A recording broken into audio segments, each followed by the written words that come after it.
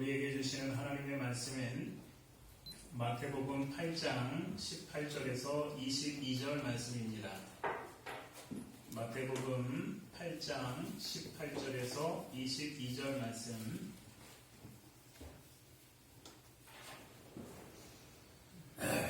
우리 한 절씩 교독하시겠습니다.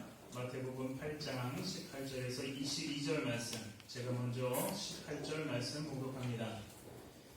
예수께서 무리가 자기를 애워싸는 것을 보시고 건너편으로 가기를 명하시니라. 한천사님은 나와 예수께 아뢰되 선생님이여 어디로 가시든지 저는 따르리이다.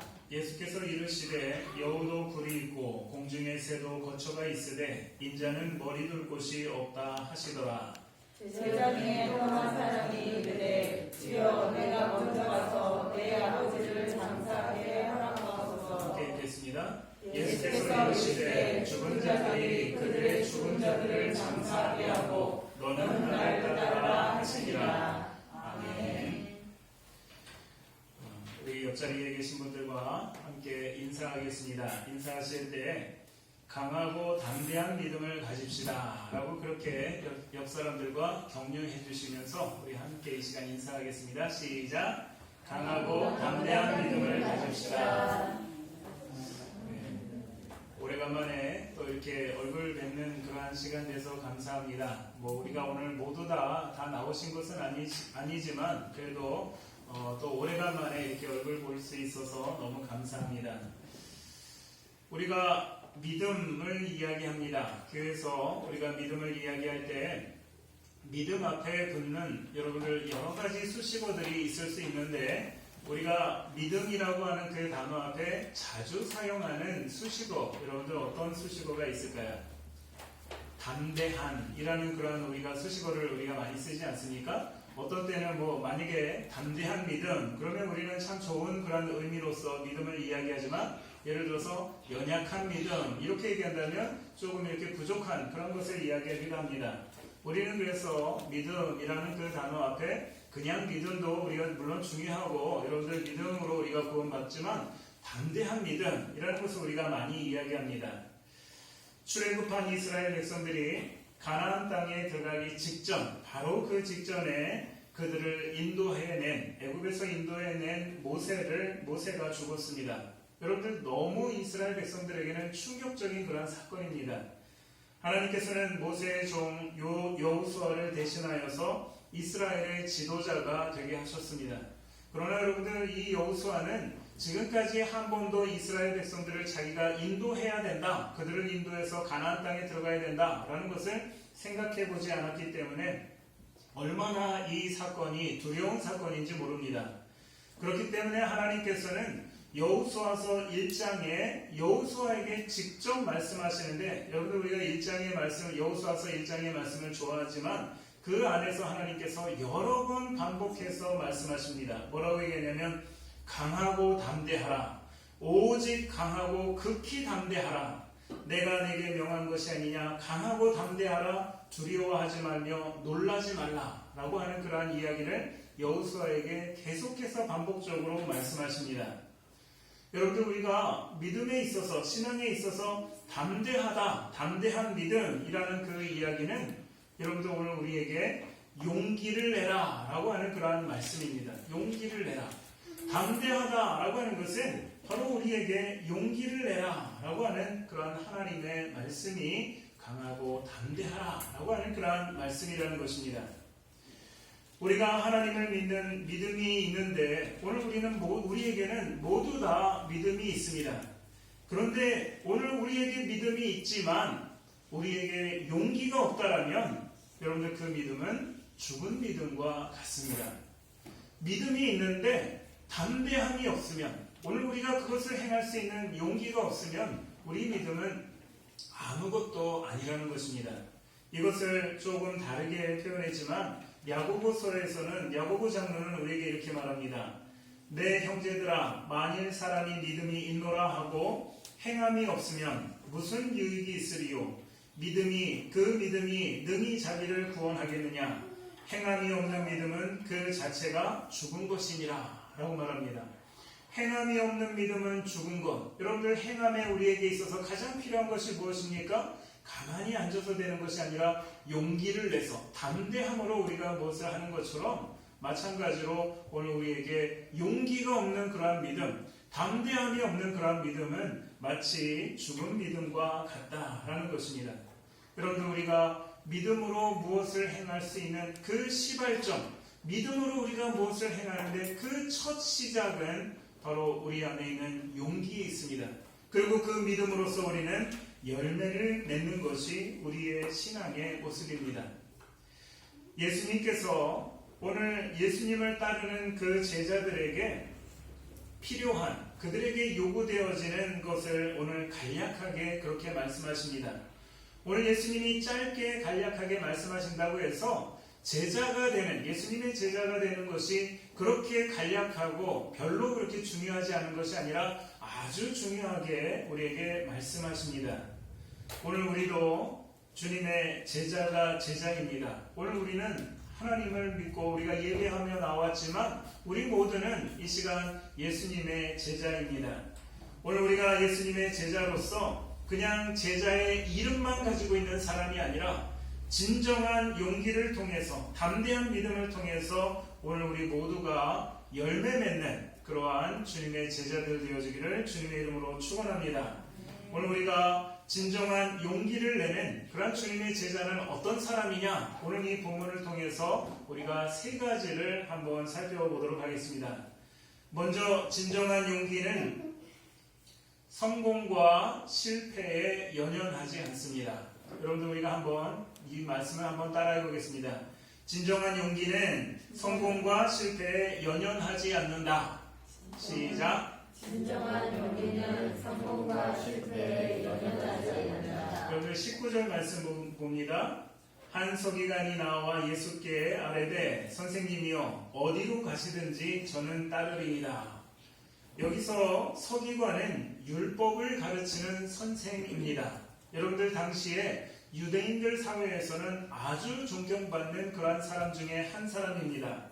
지금 예수님께서 사역을 시작하셨는데 그 예수님의 사역은 막 번성한 그러한 시기가 아니라 이제 막 사역을 시작한 그러한 시점입니다. 그런데 여러분들 이 이스라엘의 유대인들 중에 존경받는 이 서기관, 율법을 가르치는 이 선생님이 와서 예수님에게 뭐라고 얘기하는 겁니까? 내가 당신의 제자가 되겠습니다. 내가 당신을 따르겠습니다. 라고 그렇게 말하는 것입니다. 여러분들이 만약에 예수님의 입장이라면 얼마나 좋은 기회가 됐겠습니까? 아니 내가 지금 사역을 시작하는데 이렇게 지금 훌륭한 사람이, 존경받는 사람이 와서 이 젊은 나, 30세밖에 되지 않은 나에게 와서 제자가 되겠습니다. 라고 그렇게 얘기한다면 예수님의 입장에서는 쉽게 우리가 속된 표현으로 얘기하면 손대지 않고 코 푸는 그러한 이 일이 될 수 있습니다. 여러분들 그러면 이 서기관이 말하는 것은 무엇일까요? 서기관도 지금 이 예수님의 모습을 보면서 우리가 지금 이 앞에서 살펴본 것처럼 예수님께서 많은 병자들을 고쳐주시고 또 예수님께서 이러한 저런 기적을 많이 행하시는데 그 예수님을 보니까 나는 율법을 잘 가르치는, 잘 알고 있는 그러한 율법의 선생님이고 예수는, 저 젊은 예수는 기적을, 하나님으로부터 온 그 기적을 잘 행하는 그 사람이라면 나는 율법을 가르치고 그 옆에서 예수는 기적을 행한다면 여러분들 어떤 일이 벌어질까요? 서로 좋은 일 아니겠습니까? 윈윈 하는 거 아닙니까? 나는 말씀으로 잘 가르치고 옆에서 예수님은 기적을 베풀고 또 예수님의 편에서 본다면 하나님의 아들 메시아로 그리스도로 있지만 여러분들 옆에 율법을 잘 가르치는 그러한 서기관이 있다면 예수님에게도 좋은 그러한 모습이 될 수 있습니다. 그러나 예수님께서 오늘 이 서기관에게 이런 대답을 하십니다. 여우도 굴이 있고 공중의 새도 거처가 있으되 인자는 머리 둘 곳이 없다 라고 그렇게 말씀하십니다. 예수님의 이 대답을 보면 여러분들 서기관이 예수님을 따르겠다라고 하는 그 의도가 우리에게 짐작할 수가 있습니다. 왜 이 서기관이 예수님을 따르겠다라고 그렇게 말했는가? 여러분들 말씀드린 것처럼 나는 율법을 잘 알고 있고 예수님은 저기 이렇게 기적을 잘 행한다라면 예수님과 함께 하고 있다라면 여러분들 이 서기관의 입장에서는 세상적으로 성공할 수 있는 아주 좋은 기회를 잡은 것 아니겠습니까? 내가 이 예수님만 따른다면 내가 가지고 있는 그 율법의 지식과 그 예수님이 행하는 것을 통해서 내가 이 세상에서 성공한 사람이 될 수 있겠다 라고 하는 것이 여러분들 이 서기관의 모습입니다. 다시 말하면 예수님을 따름으로써 자기의 욕구를 채우려고 했던 사람이 오늘 이 서기관입니다. 예수님을 따름으로써 자기의 어떤 원하는 것을 얻고자 했던 것이 여러분들 이 서기관의 모습입니다. 예수님을 따르는 제자가 된다는 것은 단순히 자기의 욕구를 채우는 것을 의미하는 것이 아니라 예수님의 삶 자체를, 예수님께서 이 땅에 오시고 자기 자신을 우리에게 희생으로 나눠주신 그 삶을 나누는 것을 의미합니다. 예수님의 제자가 된다는 것은 제자도 마찬가지로 예수님처럼 그러한 삶을 산다는 것을 우리에게 말합니다. 그런데 예수님의 삶은 자신의 욕구를 충족시키는 그러한 삶으로 예수님을 의지한다라면 오늘 우리도 예수님과 동떨어져 있는, 예수님의 그 삶으로부터 동떨어진 그러한 위험한 우리의 모습이 될 수 있는 것입니다. 여러분들 드라마를 보시면 요즘 드라마는 잘 모르겠지만 드라마에 뻔한 스토리가 있습니다. 여러분들 드라마에 항상 두 종류의 사람이 항상 나옵니다. 여러분들이 보셨던 드라마를 한번 생각해 보시면 두 종류의 사람이 나오는데 여러분들 쉽게 표현하면 악한 사람이 있고요, 선한 사람이 있습니다. 그런데 우리가 지금 쉽게 표현해서 악한 사람, 선한 사람 이렇게 얘기하니까 그 사람의 행동이나 이런 걸 잘 모를 수 있지만 이걸 조금 풀어서 우리가 표현한다면 여러분들 악한 사람은 어떤 모습일까요? 드라마상에서 아니면 영화에서 그들의 모습은 여러분들 성공하기 위해서 열심히 살아가는 사람들 아닙니까? 드라마에서 여러분들 보시면 악한 사람이라고 하는 그 사람은 성공하기 위해서 여러분들 열심히 살아갑니다. 아침부터 저녁까지 그냥 분주하게 그렇게 살아가면서 여러분들 목적이 무엇입니까? 성공하기 위해서 열심히 살아가는 그러한 사람들입니다. 그렇기 때문에 물불 안 가립니다. 자기 앞에 성공이라고 하는, 내가 성공하기 위해서 내 앞에 장애라고 생각되어지는 것은 여러분들 어떤 일이 있어도 이것을 제거하면서 나가는 것이 드라마에서 악한 사람들의 모습 아닙니까? 심지어 그것이 사람이라 할지라도, 내 형제라고 할지라도, 내 부모라고 할지라도 드라마에서, 특별히 막장 드라마에서는 내 부모라 할지라도 가차없이 여러분들이 배신해버리고 나가는 것이 드라마에서 악역을 하는 그런 사람입니다. 성공을 위해서 열심히 살아가는 그런 사람입니다. 그러나 반면에 드라마에서 여러분들 선한 역할을 하는 사람은 어떨까요? 어떤 사람입니까? 그 사람들은 처음에는 참 보잘것없는 것부터 시작합니다. 예를 들어서 아르바이트, 빵집 아르바이트부터 시작해 시간제 아르바이트부터 시작을 하는데 그 빵집에서 아르바이트를 여러분들이 열심히 하는데 누가 갈구기 시작합니까? 성공을 위해서 목적을 가지고 살아가는 그 사람이 계속해서 갈굽니다. 그런데 그 가운데에서도 이 작은 일에 그냥 열심히 살아가다 보니까 점장한테 눈에 띄고 또 그 사장한테 눈에 띄고 또 그러다가 보니까 나중에 여러분들 어떻게 됩니까? 그 빵집, 그 대리점이 아니라 빵집 전체 회장의 며느리가 되었다. 이런 것이 여러분들 우리 드라마 아닙니까? 열심히 살아가다 보니까 그 삶이 성공했다라는 것이 이런 드라마입니다. 이렇게 두 종류의 사람이 있습니다. 어떤 사람입니까? 성공을 위해서 열심히 살아가는 사람, 열심히 살아가다 보니까 성공하는 사람, 이렇게 두 종류의 사람이 있습니다. 여러분들 마찬가지로 우리도 성공하기 위해서 예수를 믿는 사람이 있습니다. 또 예수를 열심히 믿어서 성공하는 사람이 있습니다. 여러분들 이 둘의 차이는 엄청난 차이입니다. 여러분 다시 말씀을 드리면 성공하기 위해서 예수 믿는 사람, 아니면 예수를 열심히 믿어보니 성공한 사람, 여러분들 이 차이는 엄청난 차이입니다. 오늘 저와 여러분들 우리 모두는 성공하기 위해서 예수를 믿는 자가 아니라 예수를 잘 믿어서 성공하는 자 되어지기를 주님의 이름으로 축원합니다. 여러분들, 가룟 유다가 바로 그런 사람 아니겠습니까? 예수님을 통해서 그 인생이 한번 성공해 보려고 예수님을 그렇게 열심히 따라가던 그런 이 가룟 유다의 모습이 여러분들 이 우리가 다 아는 것처럼 예수님을 배반했던 그런 모습입니다.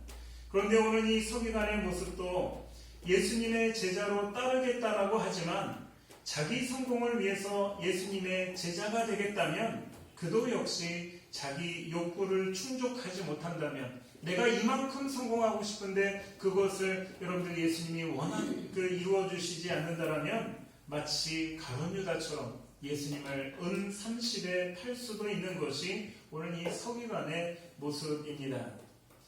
그러나 반대로 예수를 잘 믿으면 오늘 저와 여러분들 우리는 성공합니다.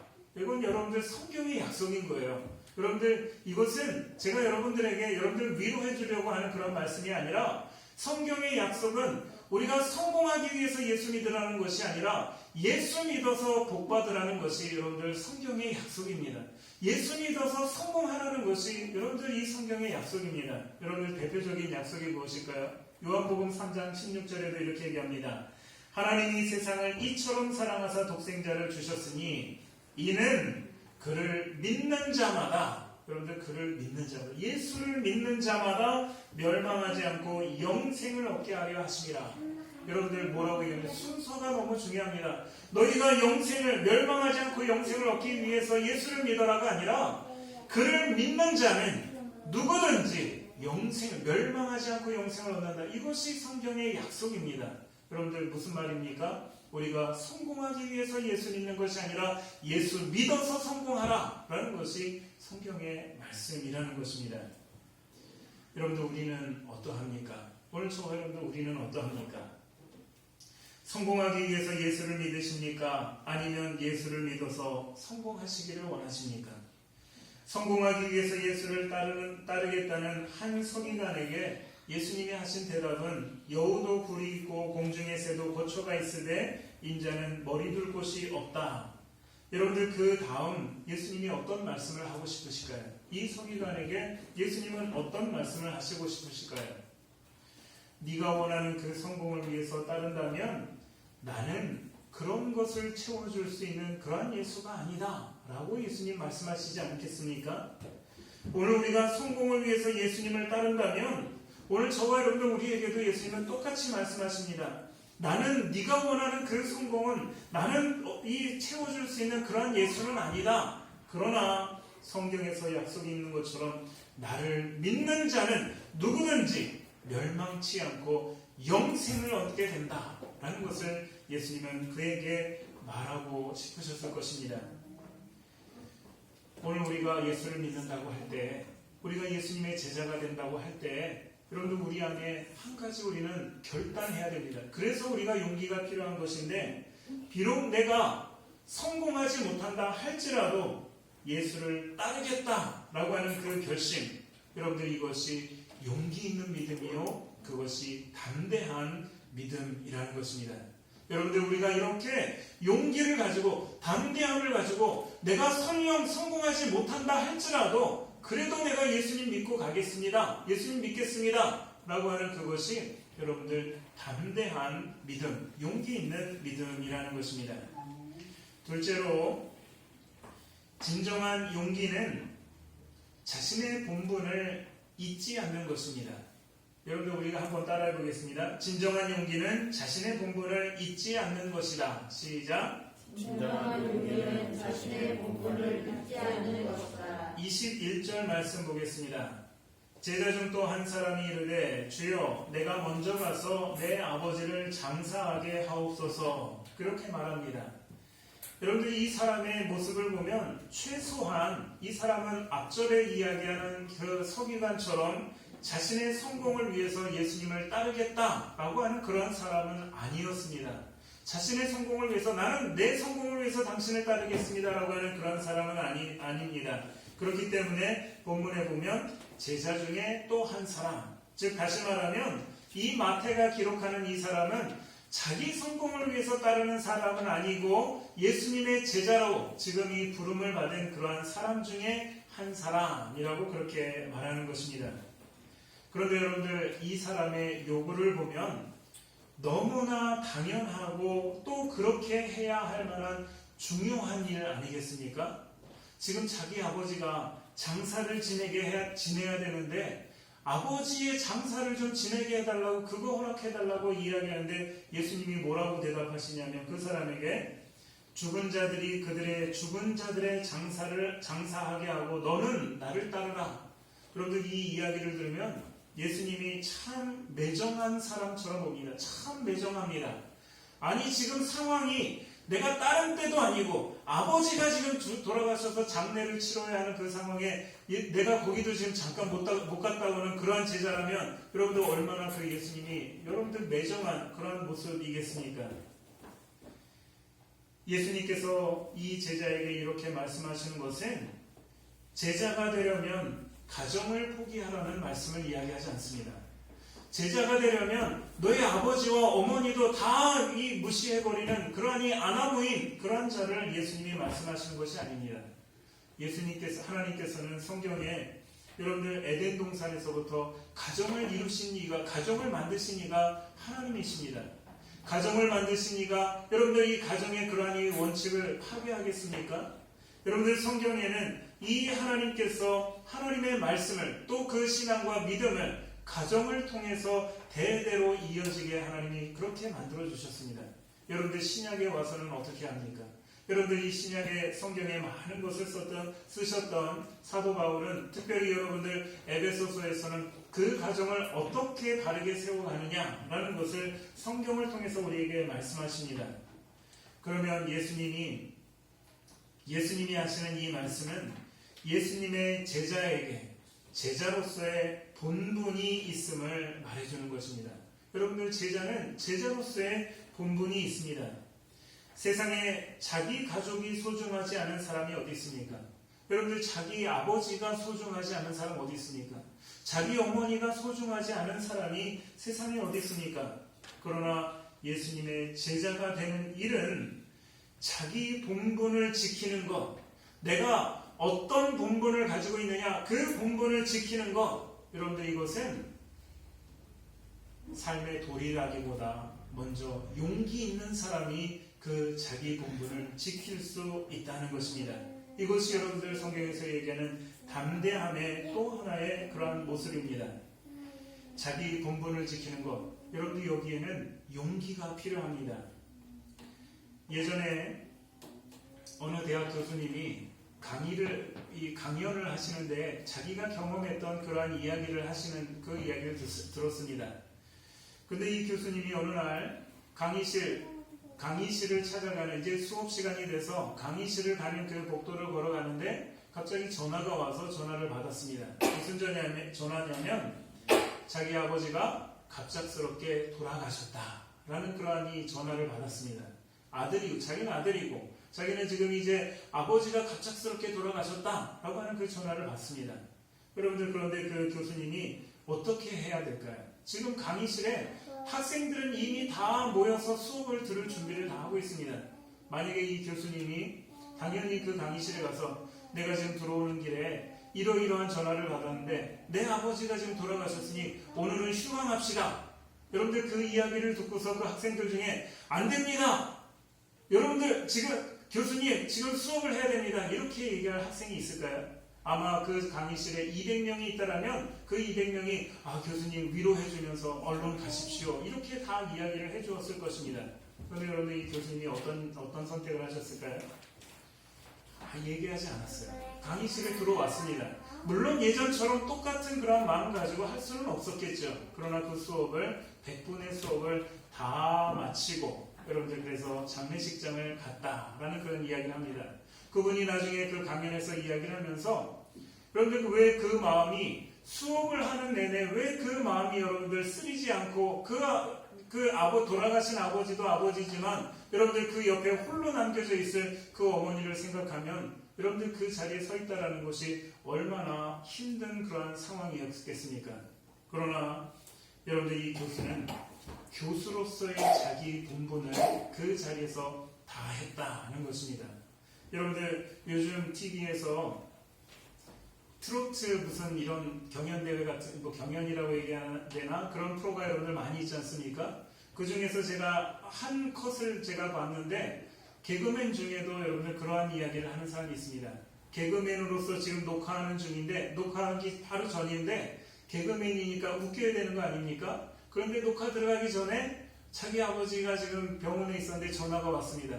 전화 왔는데 아버지가 돌아가셨다. 근데 여러분들 개그맨 어떻게 됩니까? 김학도라고 하는 그런 개그맨인데 녹화하는 데 나와서 아버지가 돌아가셨다고 여러분들 울으면 됩니까? 안 됩니다. 개그맨으로서 사람들 웃기고 그러고서 병원에 갔다라는 그런 이야기를 여러분들 하는 그러한 시간도 봤습니다. 이건 어떤 것일까요? 자기의 본분, 대학 교수로서의 본분, 개그맨으로서의 자기 본분을 다 하는 그러한 모습입니다.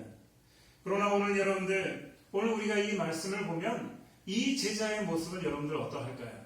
여러분들 이 자리가 지금 어떤 자리였을까요? 지금 여러분들 이 자리가 지금 예수님의 제자로서 지금 서야 하는 그 자리인데 오늘 이 사람은 무슨 얘기를 합니까? 아버지가 돌아가셨으니 아버지 장례를 하고 오겠습니다. 여러분들 그것이 만약에 그 사람이 그렇게 얘기했다면 당연히 그렇게 가십시오. 일반 우리는 그렇게 말할 수 있는 그러한 상황입니다.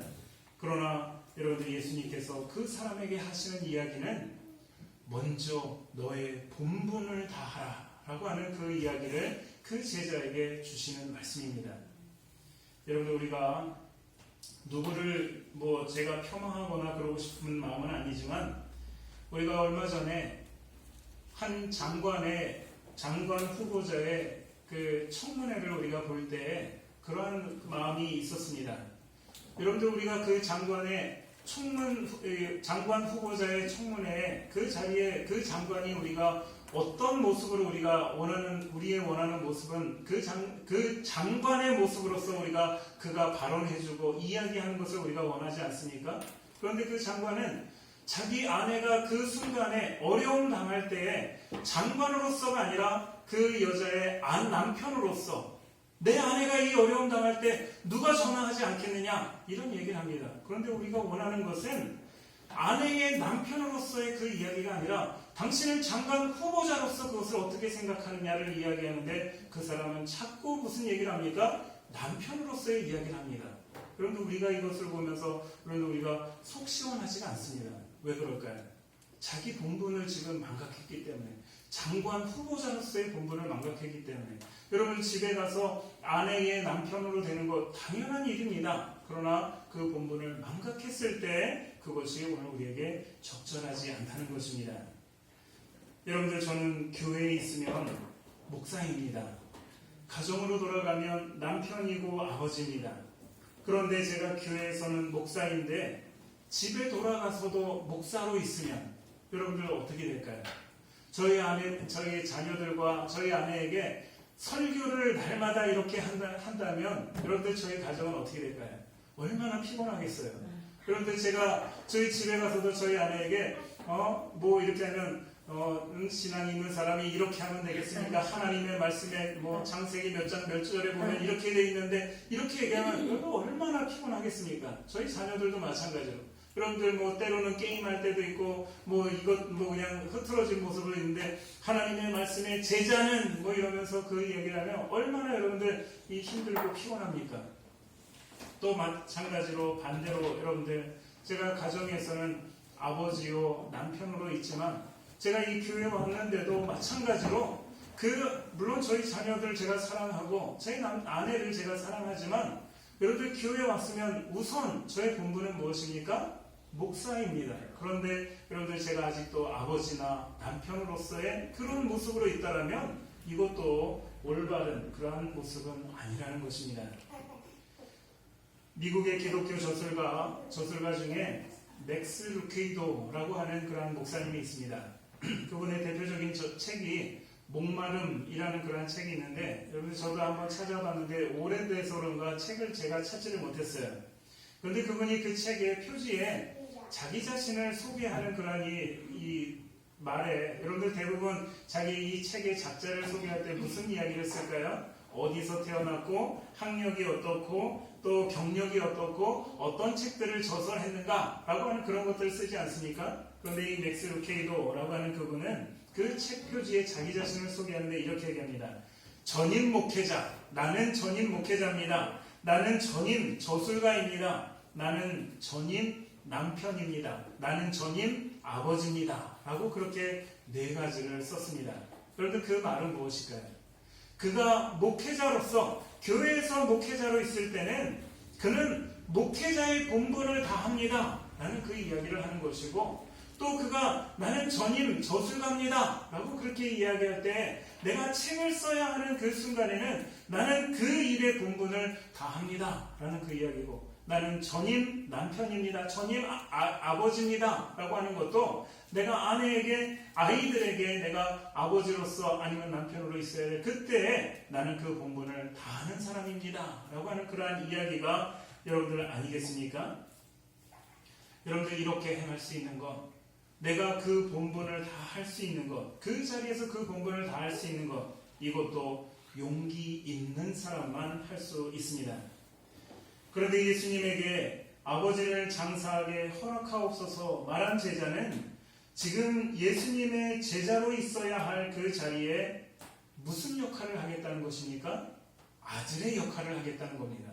제자로 있어야 할 그 자리에 아들의 역할을 하겠다라고 그렇게 말합니다. 만약에 이 제자가 아버지의 장례식에 여러분들 가서 있다라면 이 제자는 어떤 마음을 가질까요? 내가 지금 예수님에게 내가 지금 장례를 치르러 간다고 그렇게 얘기했는데 예수님이 혹시 지금 나를 필요로 하지 않으실까? 여러분들 그런 마음을 품는다면 어떤 겁니까? 아들의 본분을 다해야 되는 그 자리에서는 또 제자의 그런 생각을 하고 있는 그런 모습입니다. 여러분들 오늘 우리가 그러지 않습니까?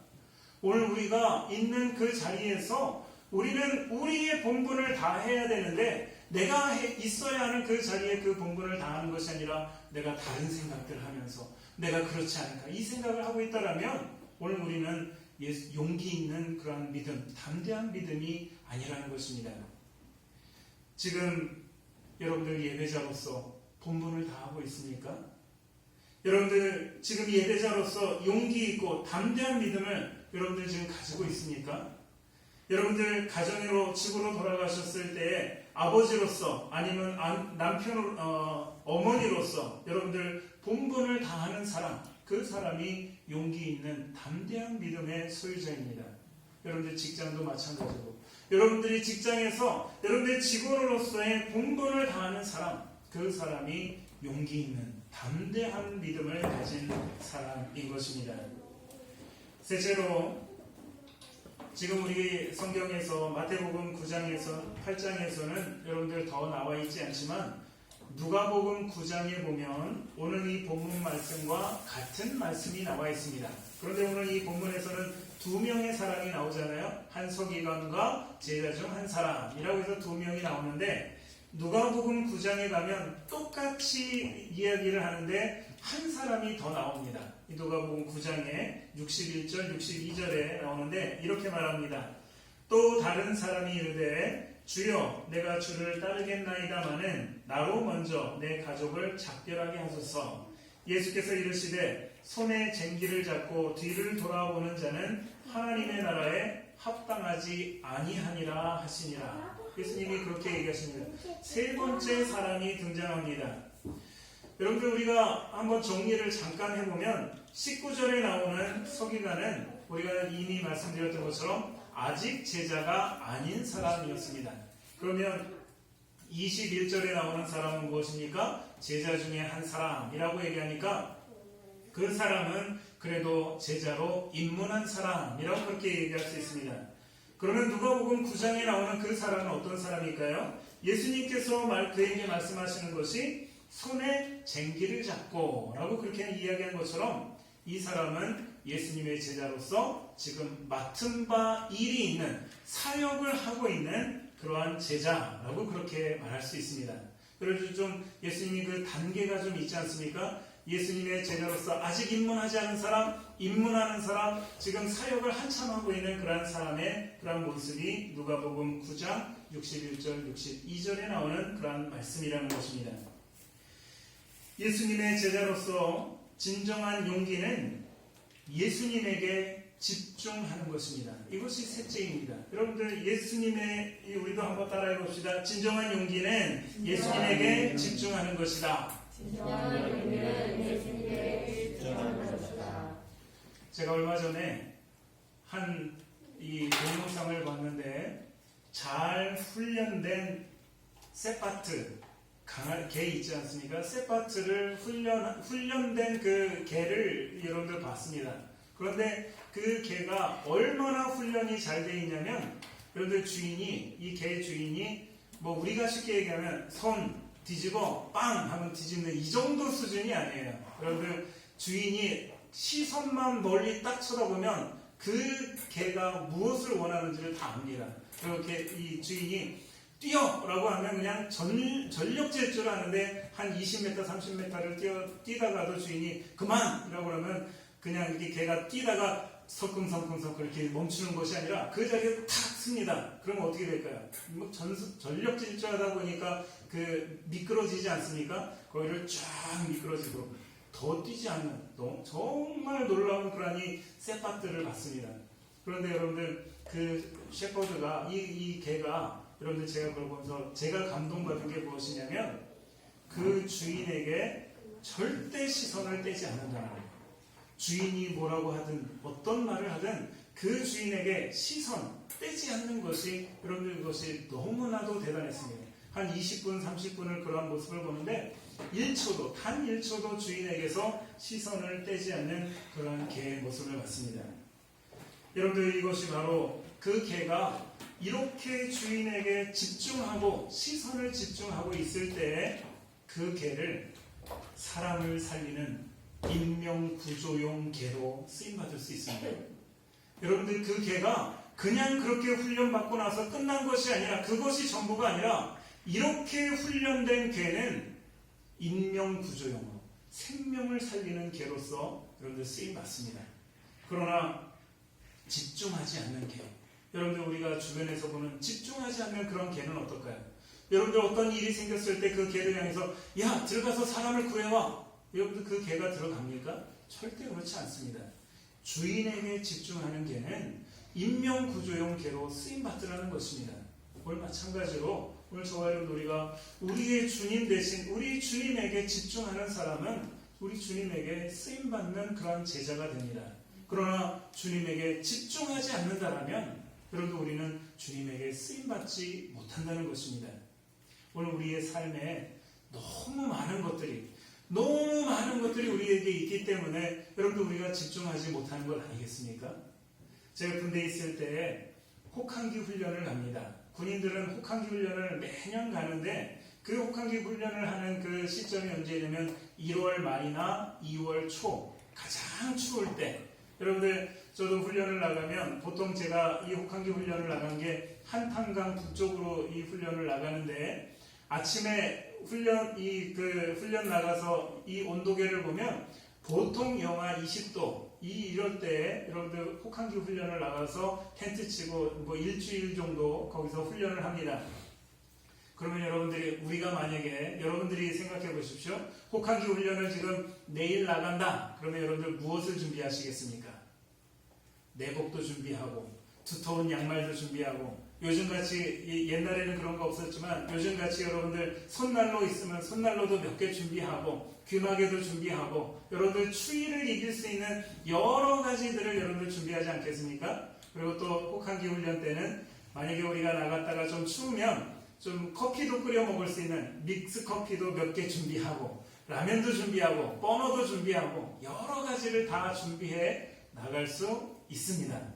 그런데 만약에 이 병사가 총을 빼놓고 갔다면, 여러분들 혹한기 훈련인데 총을 빼놓고 갔다면 여러분들 어떻게 될까요?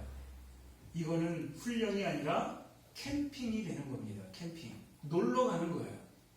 아무리 추웠지만 혹한기 훈련이 아니라 이것은 혹한기 캠핑이 되어버립니다.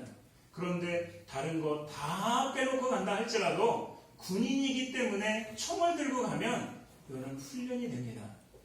마찬가지입니다. 여러분들 우리의 삶에 우리가 챙겨야 할 것들 너무 많아요.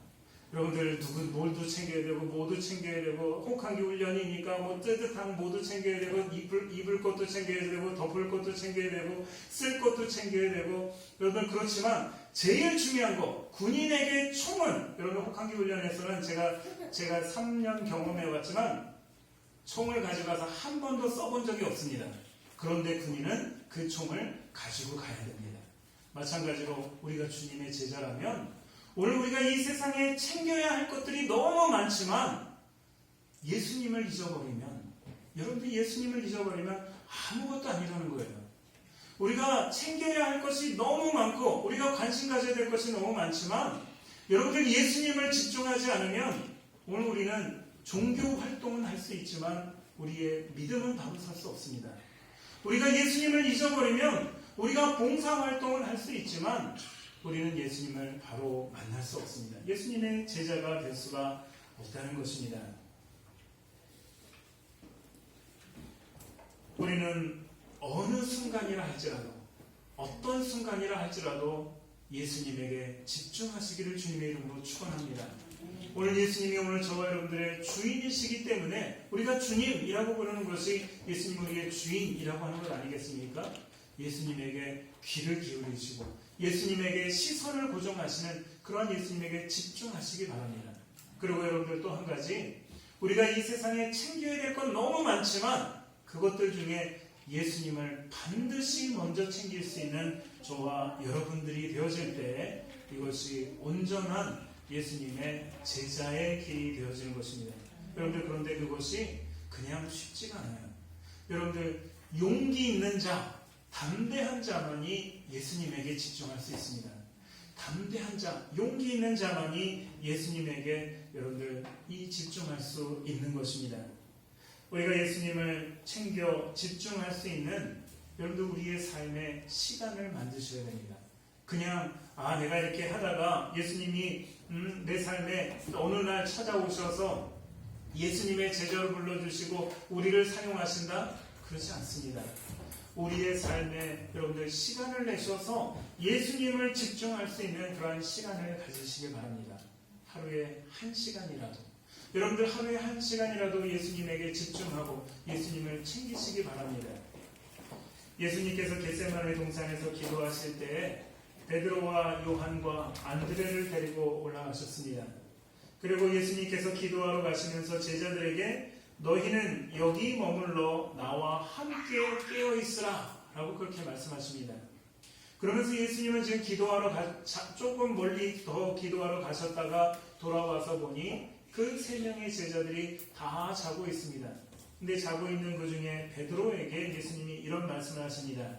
너희가 나와 함께 1시간도 이렇게 깨어있을 수 없더냐? 시험에 들지 않게 깨어 기도하라 라고 말씀하십니다. 그리고 두 번째가 서서 기도하시고 또 다시 돌아왔는데 제자들이 자는 것을 보시면서 3번째 기도하시고 다시 돌아오시고 난 이후에 예수님께서는 군병들에게 붙들리셨습니다. 여러분들 그날 저녁에 무슨 일이 있었습니까? 이 베드로가 예수님이 말씀하신 것처럼 예수님을 3번 부인하지 않습니까? 여러분들 왜 베드로가 그때 부인을 했을까요? 베드로에게 여러분들 분명히 예수님이 그 말씀하셨을 때 내가 죽을지언정 내가 주님을 부인하지 않겠습니다 라고 말했던 그 베드로의 진심이 있습니다. 그러나 여러분들 그에게 여러분들 그런 용기가 여러분들 없어서입니까? 그러나 용기 있다고 하지만 예수님에게 집중하지 않았을 때 예수님에게 그 시선을 잃어버렸을 때 여러분들 베드로는 예수님을 3번이나 부인하는 그러한 모습을 하게 되었습니다. 여러분들 그러할 때 두려움이 엄습해 옵니다. 자기가 예수님을 부인하도록 그렇게 유도하는 그 말에 두려움이 엄습해서 예수님을 결국 3번이나 부인합니다. 오늘 우리가 주님을 집중하지 않는다면 오늘 우리 모두에게 나는 목사니까 괜찮겠지가 아니라 베드로도 여러분들 그렇게 그 두려움에 당할 수 있는 것이 우리 모두인 것을 기억하시면서 여러분들 예수님에게 집중할 수 있는 저와 여러분들 되어지기를 주님의 이름으로 축원합니다. 결론입니다. 예수님의 제자가 된다는 것은 성공하기 위해서 예수를 믿는 것이 아니라 예수를 믿어서 성공하는 것입니다. 오늘 우리 모두는 이렇게 성공하시기를 바랍니다. 이것이 우리가 가지고 있는 내가 성공하기 위해서 예수를 믿는 그 마음을 예수 믿어서 성공하는 그러한 자로 바꾸는 것, 이것이 용기입니다. 담대함입니다. 제자로 있어야 할 자리에서 제자로서의 본분을 다하는 것, 아버지의 장래에서는 아들로서의 본분을 다하는 것, 자기 본분을 다하는 자가 용기 있는 자입니다. 주님의 제자라면 주님에게 집중해야 합니다. 다른 것을 이것저것 다 챙기면서 군인이 총을 빼놓는다라면 그 사람을 군인이라고 이야기할 수 없는 것처럼 오늘 우리가 이것저것을 다 하면서 예수님을 우리가 빼먹었다면 오늘 우리는 주님의 제자라고 말할 수 없는 것입니다. 그러므로 주님에게 집중하기를 주님의 이름으로 축원합니다. 여러분들 이 세 가지 잘 기억하십니까? 여러분들 이 세 가지 용기를 가진 사람, 이 사람을 우리는 담대한 믿음을 가졌다라고 얘기합니다. 그렇다면 여러분들 다시 우리가 말씀을 시작했을 때 그 처음을 한번 들어가 보시면 하나님께서 여호수아에게 강하고 담대하라 라고 하셨던 그 말씀이 무엇일까요?